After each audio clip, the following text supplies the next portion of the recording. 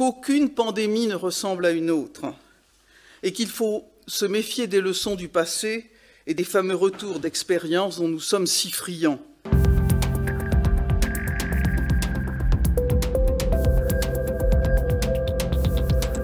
Je ne suis pas devant vous pour faire des commentaires ou exprimer des opinions, mais bien pour expliquer la genèse et la mise en œuvre de mes décisions.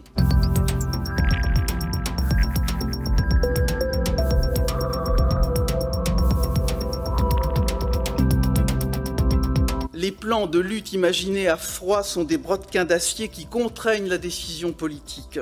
En matière de pandémie infectieuse, il ne peut y avoir qu'une seule conduite, celle de la prévention maximale. Est-ce qu'être ministre, c'est être au courant de tout? Oui. Ce n'est pas au moment où la pandémie se déclare qu'on peut se procurer des masques.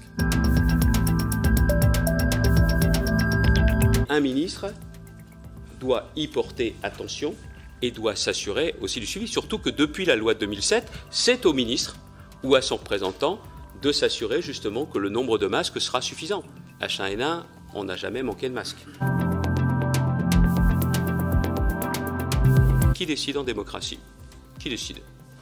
Scientifiques ou les politiques? Je vous l'ai dit tout à l'heure, dans ma conception, ce qui veut donc dire qu'il faut assumer, la responsabilité politique, elle ne se délègue pas et elle ne se partage pas. C'est aux politiques de prendre les décisions. Est-ce que la date d'entrée en confinement a été liée à la date du premier tour des élections municipales? C'est une question que je me pose. Et j'aimerais avoir cette réponse. Et pour le reste, les conditions de confinement sont-elles liées à la pénurie? Parce que ne nous racontons pas d'histoire.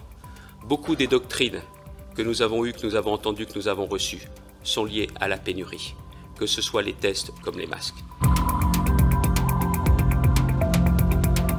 Est-ce qu'il vous paraît concevable que pendant 3 ans, un ministre de la Santé qui vous a succédé n'ait jamais eu la moindre information, ni son cabinet, c'est ce qui nous a été dit hier, sur le stock de masques stratégiques? Est-ce que ça vous paraît concevable compte tenu de votre expérience précédente? Si ça s'était passé avec moi, je me serais fâchée très très fort.